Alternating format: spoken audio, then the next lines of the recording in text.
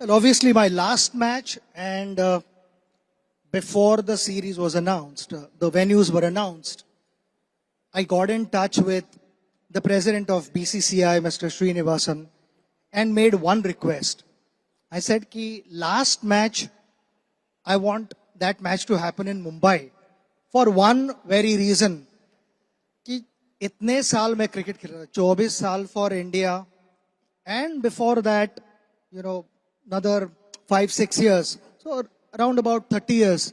30 साल में मेरी माँ ने मुझे कभी खेलते हुए देखा नहीं था. एंड उस समय मेरी माँ की तबीयत ऐसी थी कि she was not able to travel. She would never have been able to get to any other venue other than Wankhede Stadium.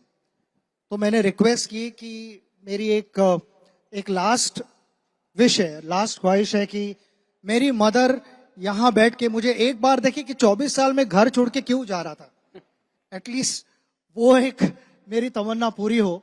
And very graciously BCCI accepted and kept the match here. But that match, in fact, was a very, very emotional moment for me क्योंकि इतने साल बाद I knew कि ये आखिरी बार हो रहा है मेरे लाइफ में. It's never gonna happen again. मगर पहले दिन जब मेरी बैटिंग आई तो शाम को I still remember, वो सब इमोशंस के साथ फाइट करते करते I had walked out to bat. West Indies team ने भी बहुत रिस्पेक्ट दिया, सारे स्पेक्टेटर्स थे, उन्होंने बहुत अच्छा रिसेप्शन दिया. सो ये सारे इमोशनल मोमेंट्स थे मेरे लिए. आंख थोड़े गिले हुए थे, थोड़ा पानी था आंख में, मगर फोकस भी करना था और बैटिंग करनी थी अबव ऑल अंदर जाके. Just before the last over I saw on the mega screen there, मेरी माँ के ऊपर क्लोजअप था.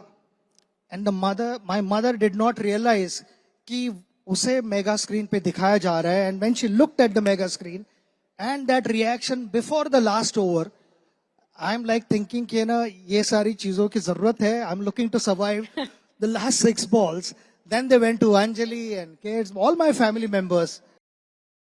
And then once the match got over, I spoke and that the lap जहाँ पे मुझे प्लेयरों ने कंधे पे उठाया था, इट वाज सरियल. ये सारी चीजें कोई प्लान नहीं कर सकता, ये ऊपर से लिखा जाता है, ऊपर से स्टोरी लिखी जाती है. और उसके लिए जिस तरह से आपने प्यार दिया मुझे और वो एक्सपीरियंस मेरे लिए स्पेशल किया, that's gonna be with me till the last breath. जैसे कि मैं सो रहा हूँ तो पिताजी को जगाना है मुझे, तो वो डायरेक्ट उठाने के बजाय, और हिंसा की परंपरा मेरे यहाँ नहीं थी सौभाग्य से, तो वो क्या करते थे कि उस कमरे में आ जाएंगे या बाहर से गुजरेंगे और चौपाई बोलेंगे, प्रात काल उठ गए रघुनाथा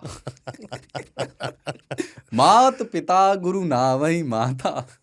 कभी कभी मैं गुस्से में उठ करके अरे पापा चरण स्पर्श किया और सो गया. मैंने कहा अब मत उठाना.